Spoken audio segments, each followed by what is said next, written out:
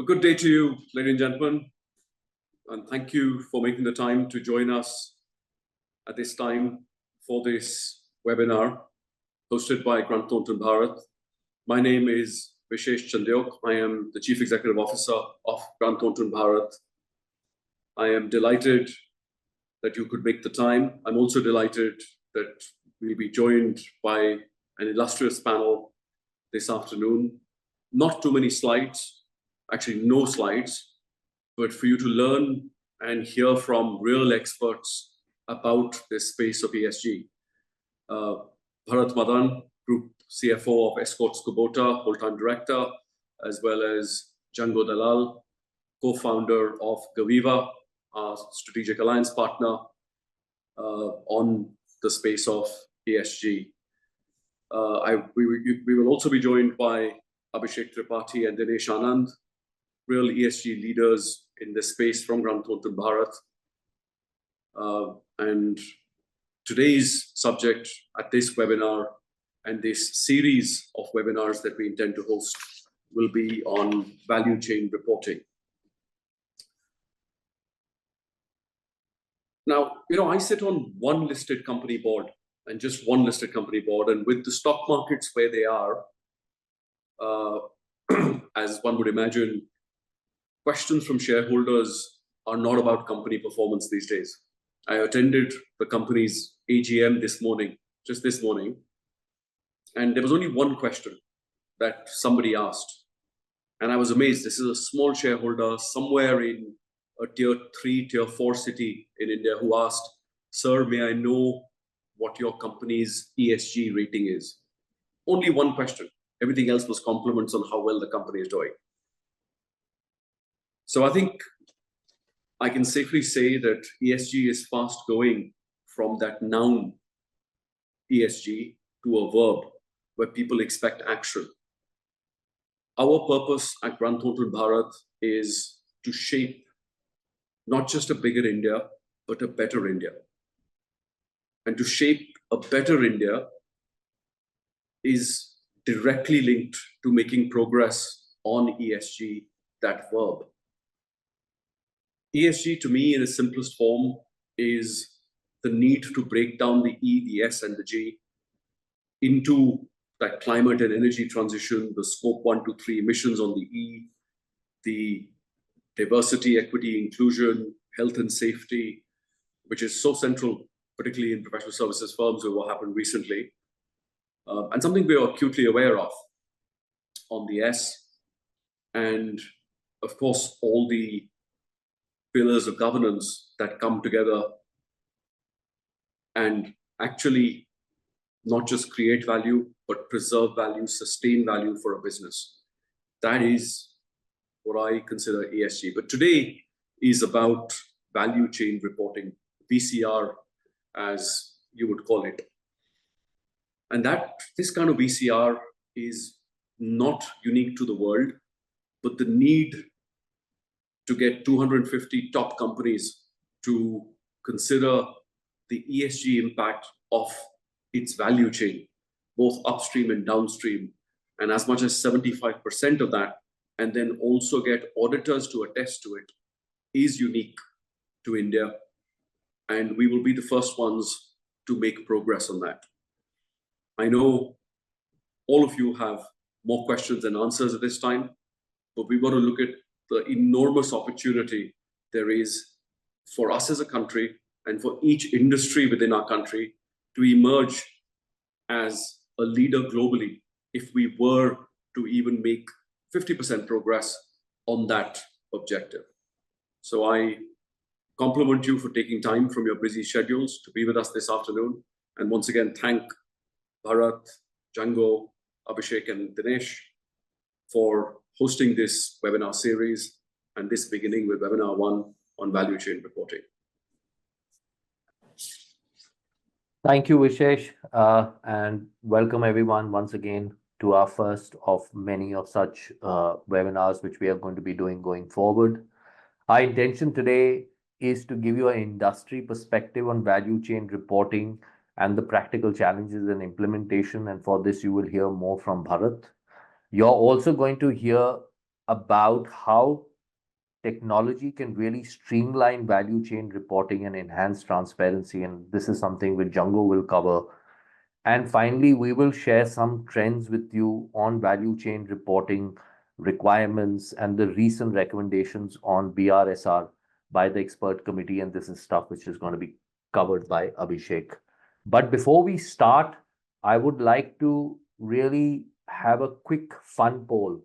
You will see a poll pop-ups which will pop up on your screen shortly. Please select the option that you think is the right answer. Can we start by putting up the first question, please?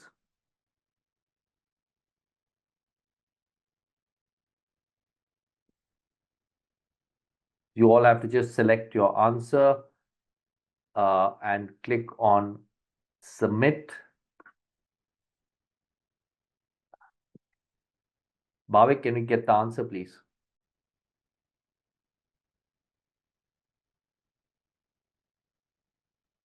So we have 32%, no,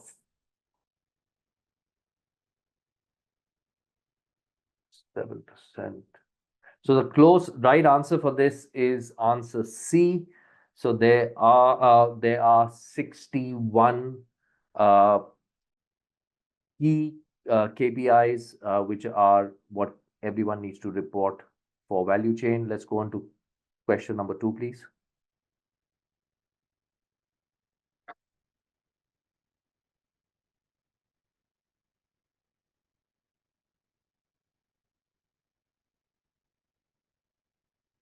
Can we put up the answer, please?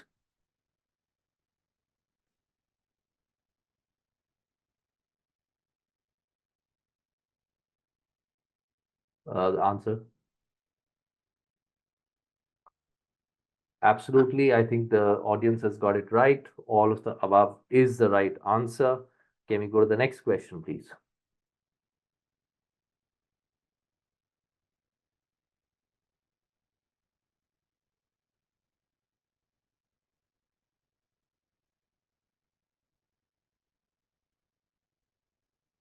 Please put up the answer.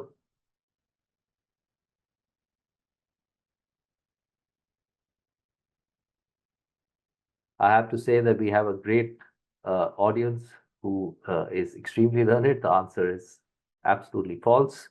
Let's go to the next question.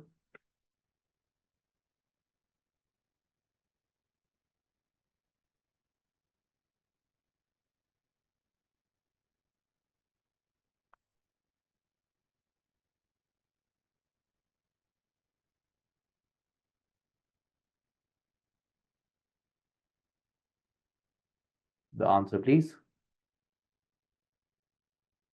Excellent. The right answer is 75%, which the majority of the people have got. And finally, the last question, please.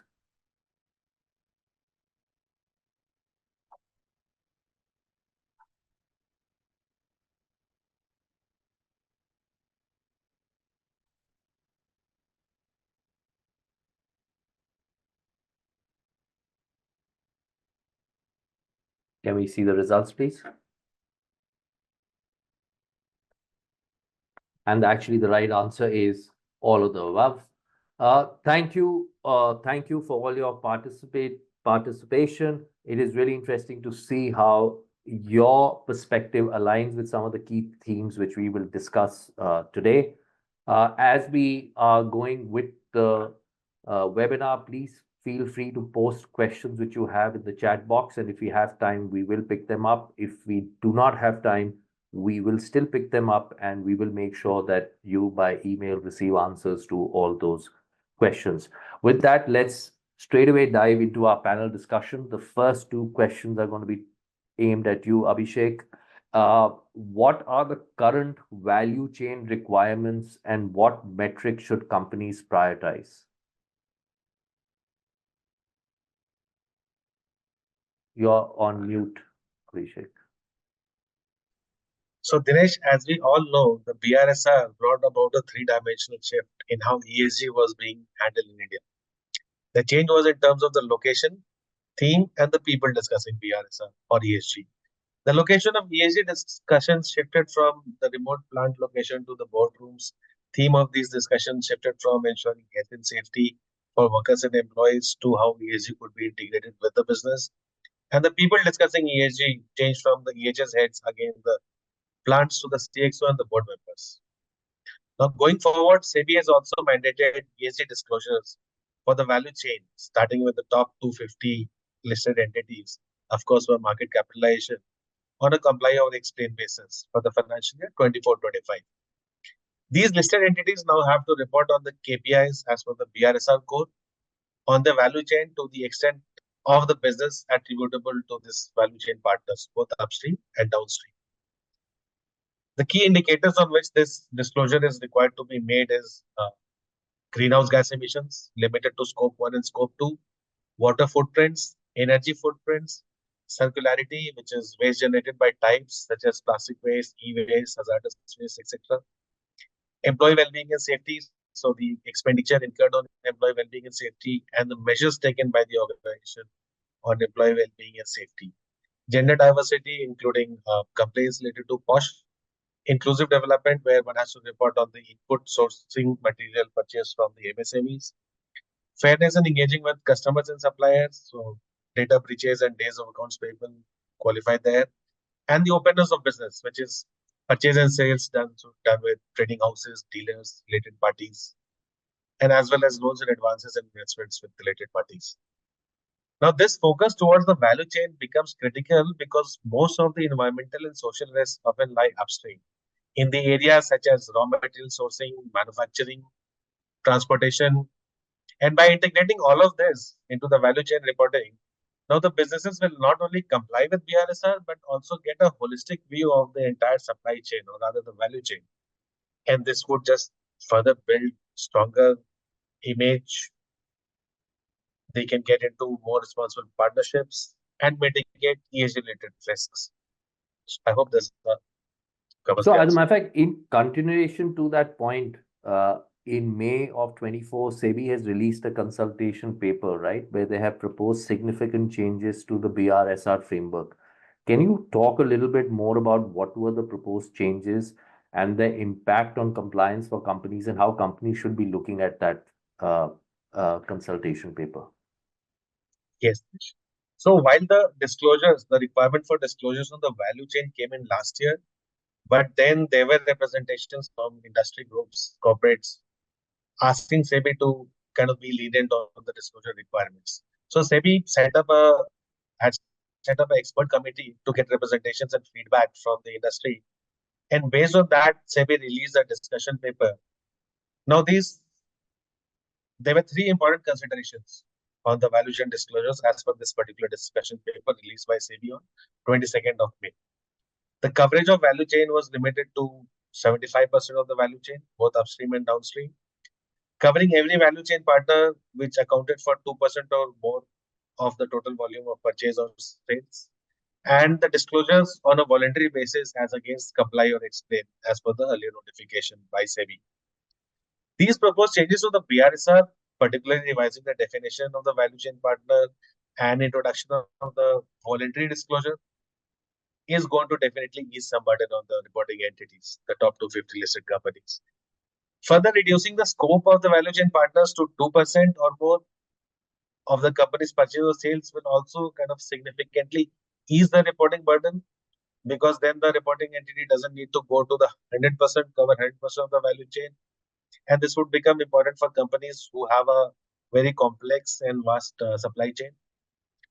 It will further prevent small suppliers and downstream partners from facing undue compliance costs, because all this comes with a cost. And this could be challenging for SMEs because lack of resources or systems to report on the ESG parameters. So the shift towards the voluntary disclosure, also the shift towards the voluntary disclosure for the first year, will allow companies to get more time so that they could set up a robust system for data collection, validation, and reporting. So more or less overall, this will simplify compliance and reduce the immediate cost burden. So, but if my understanding is correct, there is no official notification at this stage. So while there is a consultation paper, at this stage, companies still need to view the original notification which exists, which is that you need to report as per the previous directive if you are in the top 250. I think one of the key takeaways I would also say, and based on all the conversations we are having with clients, is that, one is, don't just look at it from a compliance perspective on reporting based on what SEBI is saying. We are also seeing that now there is a lot of demand or a lot of ask which is coming from the foreign investors as well as from countries or clients which a lot of these companies are serving as part of the upstream partners. So the sooner companies start, earmarking their value chain and putting the data which is required, the easier it will become. I think now moving on to Bharat, and Bharat, how has the BRSR mandate influenced your company's approach to engaging with suppliers and partners on sustainability issues? Yeah, thanks, Dinesh, and good afternoon, everyone. I think as you mentioned, Dinesh, so obviously there's a lot of focus, especially if you are also a multinational company. So you're not only looking at the requirement from a local perspective, there's also the parent, whose country may be enforcing these initiatives in a big way. So I think the similar impact gets felt in the subsidies down the line. So the BRSR mandate has significantly amplified even our focus, on value chain engagement and collaboration. Now we actively seek partners, especially when we are onboarding them, especially upstream partners who align with our sustainability goals and are committed to transparent ESG reporting. Now this shift obviously has led us to prioritize long-term relationships with our partners who share our vision for sustainability. Now to support this, we have initiated comprehensive capacity building program aimed at assisting our suppliers and dealers in enhancing their sustainability performance and data collection capabilities. Now, these programs include training sessions, jobs, and access to digital tools that streamline data management and reporting processes. Now, by empowering our partners with necessary knowledge and resources, we are enabling them to meet the stringent requirement of the BRSR. Moreover, the BRSR has transformed our approach, from a purely transactional relationship, we used to be the case earlier, to a more collaborative and value-driven partnership with our value chain. Now we engage with them through regular dialogues, to understand their challenges. Now the collaborative approach not only improves data accuracy and consistently, but also fosters a culture of continuous improvement, and mutual growth. So I think the way situation is today, we don't think, in the long run, there'll be any exception to this rule. So it used to be a compliance requirement, but I think from the business continuity perspective, now we think this is now becoming something which is mandatory and you can't do away with this. No, thank you for those valuable insights, Bharat. And I think more than that, being a compliance requirement, I think what those companies which start going down this path are actually going to see that there is a competitive advantage that they're going to get. And I think the sooner the boards realize that there's a competitive advantage when you look at ESG and not as a cost of compliance, the whole journey becomes far more easier to implement, right? Not just within the company, but also to your value chain. But it is evident that, the BRSR mandate, and we've got to compliment SEBI for taking out BRSR, because had they not made BRSR reporting, I think a lot of companies would still be lagging behind on how they report on the ESG performances. But it's really great to see how it's reshaping how companies are engaging with their suppliers and customers on sustainability issues. Django, besides the regulatory requirements, right, do you see any other drivers pushing companies towards sustainable and ESG-driven value chains? Like Bharat has mentioned, are they really seeing the value and benefit of going down this path, or are they just doing this because they have to? Thanks, Dinesh, and good afternoon to all the participants on this webinar today. Dinesh, as you know, we started the GovEVA ESG digital journey about 5 years back. And in this period of time, I've had the good fortune to meet a lot of industry captains, practitioners, consultants, and wise people like we have on the panel today. It's quite surprising that for a new concept, ESG is accelerating pretty rapidly in India and globally as well. From a point 5 years back where organizations were, kind of just getting their internal acts together, today we're already talking about going to their boundaries outside. And to your question, what's driving this? Of course, it's the regulator. SEBI has been on the forefront over here. But even if you look at it globally, in Europe now, they have the ESRS, which the companies, European companies, have to report for the period January 1 to December 31st for the current calendar year, which is going on. Whilst the European companies have to mandatorily report that 2,000 disclosures, these are listed companies, companies having more than 500 employees, etc. There's also nuance over there that any company, even if it's not an EU company, if it is operating or has revenues which it accrues in Europe and cross $150 million, they too have to do the ESRS. And if you look at the ESRS also, out of the 2,000 odd, there are almost 30% which is focused on the value chain. So of course, the regulators are driving it, and very rightly so. But to your question, beyond that, what we're seeing is customers, clients, practitioners in India who serve global markets or who serve export clients or large global multinationals are also very rapidly adapting sustainability in the supply chain. Let me give an example of a very large transportation and logistics company that we work with.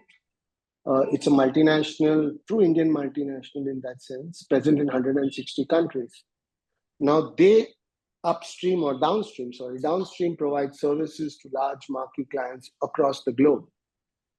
But when they are providing those services, whether it's surface transport through trucks, mid-sized vehicles, or water transport through ships, or airborne transport through aircrafts, etc., they don't own those assets. They get it from upstream value chain partners. And for this company to serve their downstream customers, it's extremely important, and they've been doing it for the last 2 years, to get data, manage, and monitor what that Mr. Singh with 15 trucks and then a larger shipping company or a larger DHL, which gives freight services, is doing, because they need to integrate all of that, present their scope 3 as it were consolidated to their upstream market clients. So it's an absolute business necessity beyond what the regulator is driving. Another example I can share with you is from a conversation I had a couple of weeks back in Chennai with a very large South India-based auto ancillary company.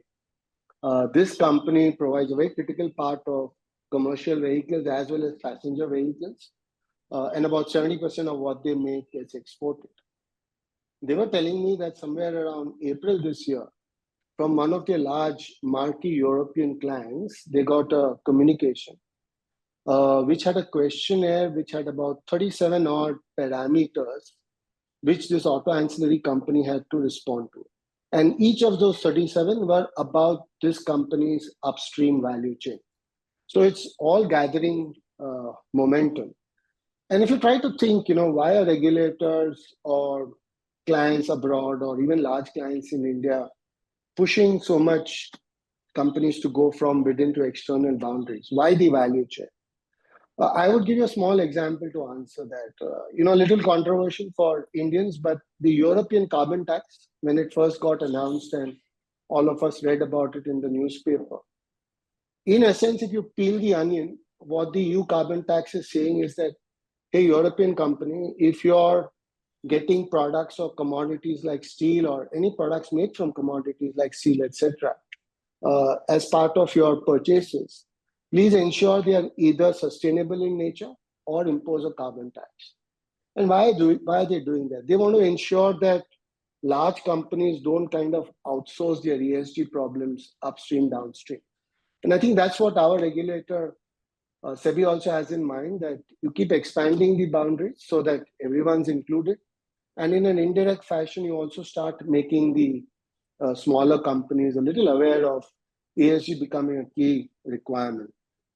To the second part of your question, Dinesh, about benefits, I think from the examples which I mentioned, retaining customers becomes a critical issue unless you're addressing your sustainable supply chain. And then if you flip it and make it into a competitive advantage, when you're bidding for newer businesses, you will obviously have an advantage over someone else who's not doing that. So to answer your question, and for everybody on the panel here, yes, the regulator is critical. Investors are absolutely driving it, as Dinesh and even Bharat mentioned.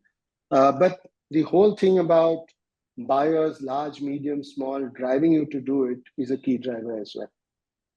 No, Thanks. thank you, Janko. And I guess the takeaways from this, what comes out is obviously the regulatory push, domestic and international. CBAM, which you spoke about, right, which is driving the whole carbon tax. Of course, and then comes the international clients and also the investors. I think another key point I would take from what you said is that, so far we've done a very good job, at least when I see a lot of our clients which we speak to, they all are talking, they've been able to map out scope 1 and scope 2.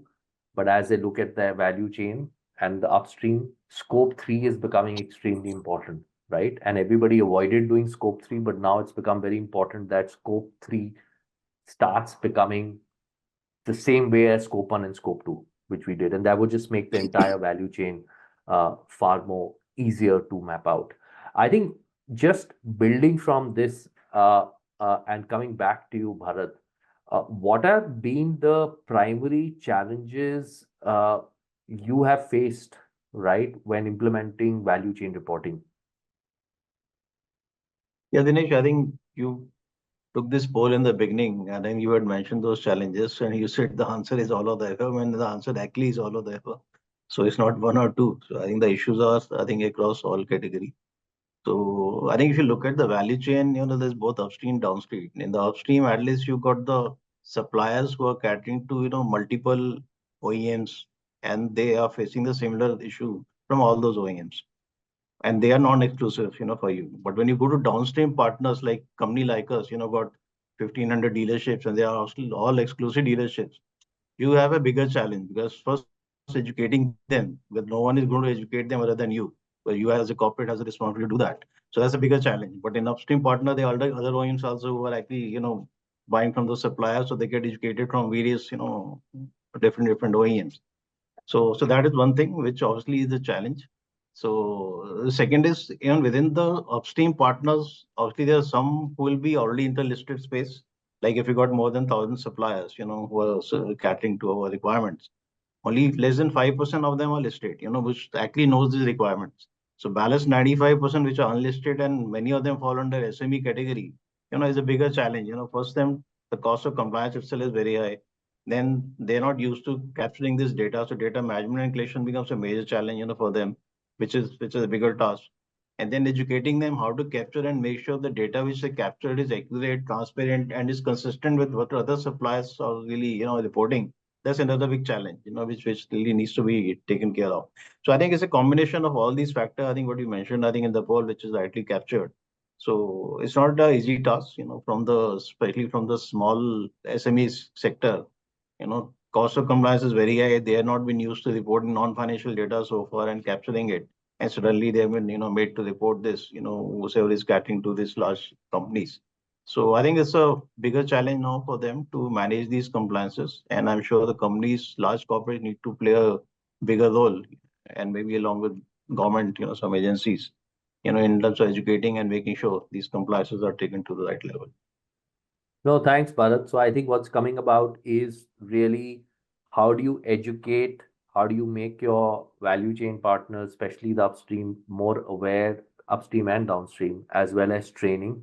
Of course, Django, maybe that's a key takeaway since you are in the technology space. What can you do to, come out with an automated, simple tool which actually the value chain partners can use not only to get aware, but also be able to do a lot of the meet the requirements on reporting on the various parameters which they would otherwise be lost on how to do it.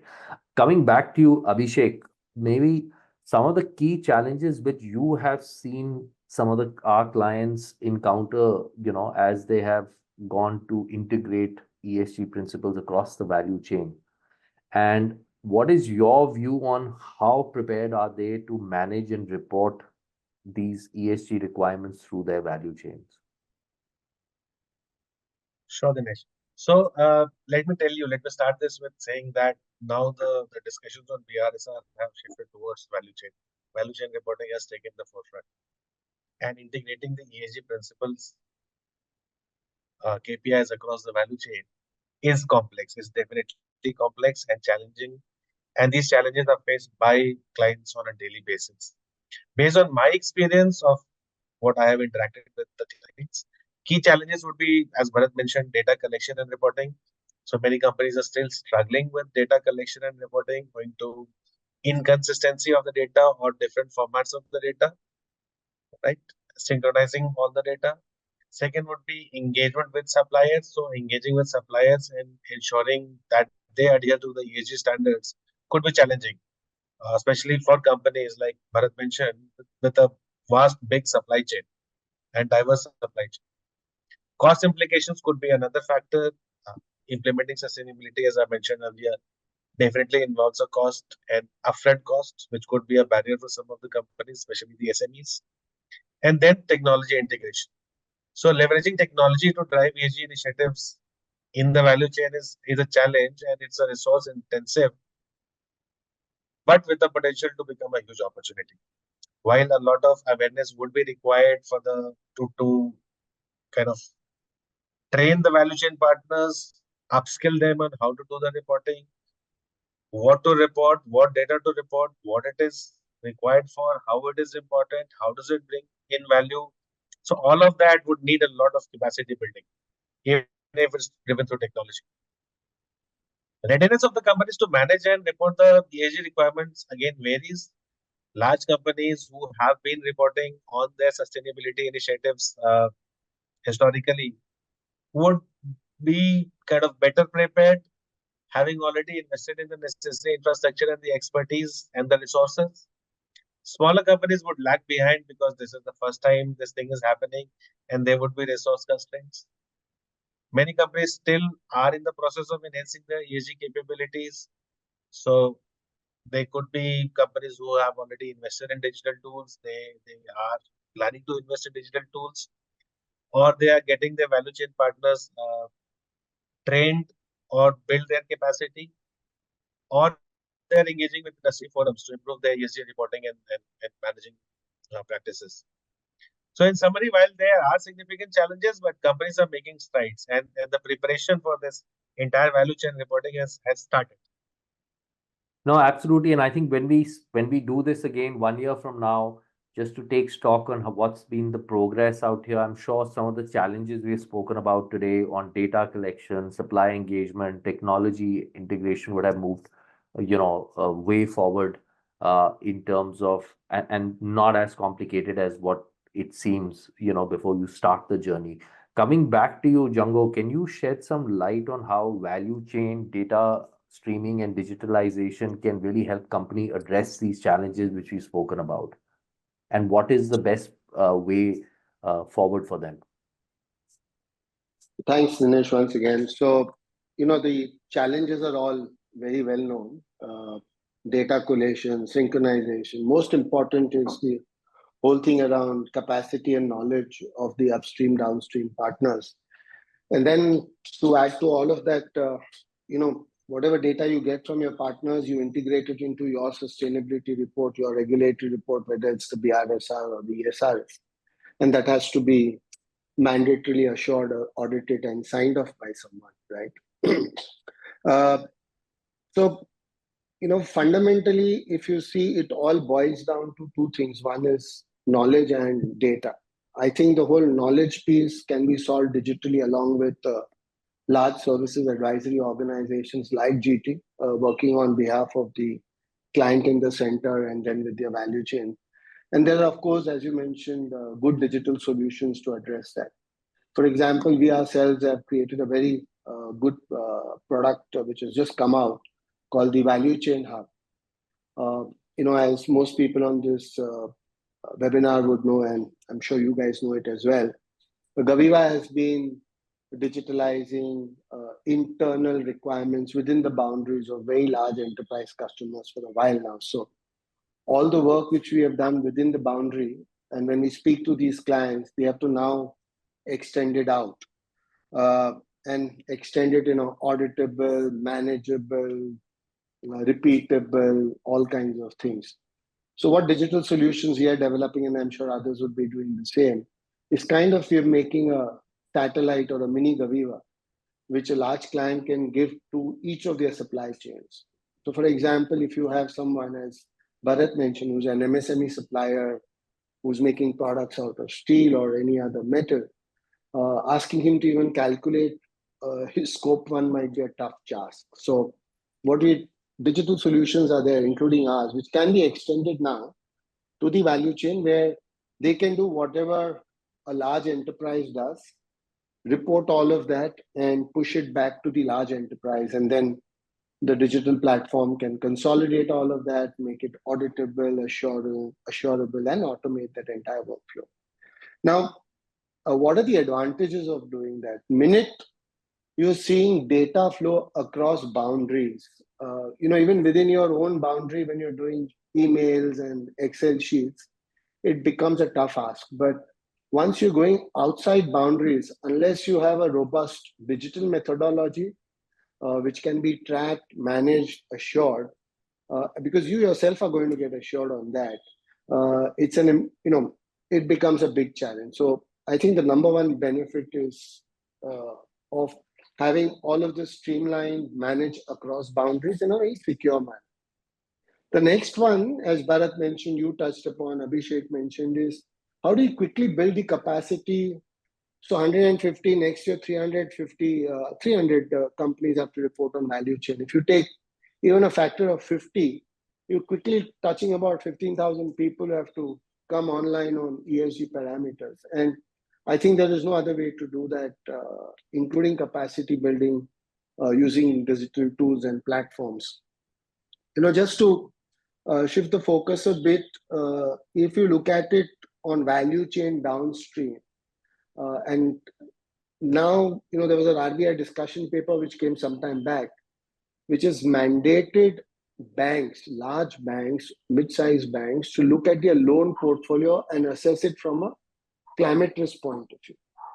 And as a result of that, we've seen a lot of RFPs, tenders, interest come out from large PSU banks, etc., where they want to now, conceptualize and implement digital solutions where if they're lending money to a GovEVA or a GT or whoever needs it, they want to first assess whether they're meeting basic benchmarks of ESG norm, but on a continuous basis, stressing that portfolio on climate risks and say, hey, listen, what's going to happen to me? Imagine a bank lending to multiple real estate companies, and for some reasons down the line, because of climate challenges, flooding, non-availability of resources like water, etc., and water-starved places, if that industry starts to default, a large part of that bank's downstream portfolio gets affected. Slightly long-winded, but to answer your question, if you look at it, it's getting serious. It's getting more and more intense. And if you look at the sheer number of organizations and data points and depth of data required, I think there is no option but to go the digital way. And people like ourselves have already started innovating and presenting solutions in that area. Thanks. No, thanks, Angu. And that is important, that I think without a digital tool, you can't go anywhere. I mean, it is a necessity. But Bharat, I want to just get your perspective, right? How are you seeing, digitalization and technology platforms, and how do you believe that they will facilitate, help on all your ESG reporting, parameters? Is there anything specific which you are already using, you're thinking of? It'd be good to, get that perspective from you. Sure, the next thing, as Jangu has mentioned, so digitization obviously is pivotal in transforming the value chain reporting process. Now, by leveraging advanced digital tools, we can collect data more efficiently and accurately. We implemented digital data collection and management system within our company, which enables real-time data tracking. It improves our data accuracy and it reduces our manual efforts. Now, further, the cloud-based platform which are available now can also facilitate seamless data sharing and collaboration across various entities in this value chain, irrespective of the geographical location. But that's another challenge. All your value chain partners are spread out, on a pan-India basis. So this not only streamlines operation, but also fosters greater transparency and responsiveness towards the supply chain. So I don't think without digital efforts, this collation of this entire data and management and reporting, will itself be easier task. So I think this is something which is a must and we'll have to go with that. No, thanks. Thank you, Bharat. Thank you for that. I know we're running short. We're about to come to the end of the time. So just a few quick questions, right? The first one again back to you, Bharat. And we've already spoken about the SEBI's recommendation paper on BRSR. Of course, we are waiting to see what's the final notification which comes from their side. But in your opinion, what else can Indian regulatory bodies do to further support companies in navigating the complexities, especially around value chain reporting or any of the ESG reporting? So Dinesh, obviously one, as we mentioned, so there's a ease of doing business, survey which has been done and the report is pending. So materiality is obviously one thing which we expect should be enforced. So you cannot apply, this principle across the board to everyone in the value chain. But there are people who are struggling even on a day-to-day basis, and you see the regulatory changes sometimes takes a lot of time and resources from those SME clients. So in our view, I think the regulatory bodies need to provide capacity building programs and also maybe financial incentives, especially for this sector, and to encourage those SMEs, within the value chain to adopt sustainable practices and enhance their reporting capabilities. Now, creating a centralized platform for data sharing and benchmarking can further streamline the process and facilitate industry-wide collaboration on ESG initiatives. So I think this field is a must. I think the government must do it if they really want this to be successful initiative. Thank you for that. And with that, just also the last question for you, because I know we come to the end. What do you think is the single most important step companies should take to improve their value chain reporting? Or let's put it this way, what would be the single most step you would be taking as a company to improve your value chain reporting?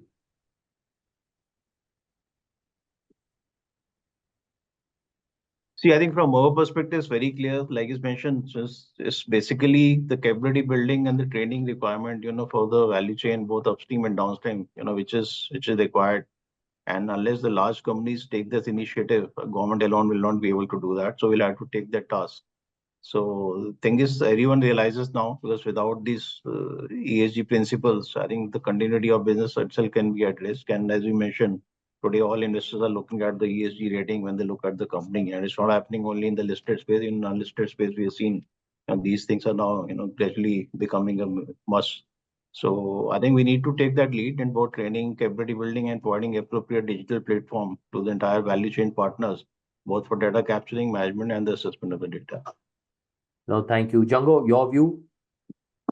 What's that one single most important step which companies should be taking to improve their value chain reporting?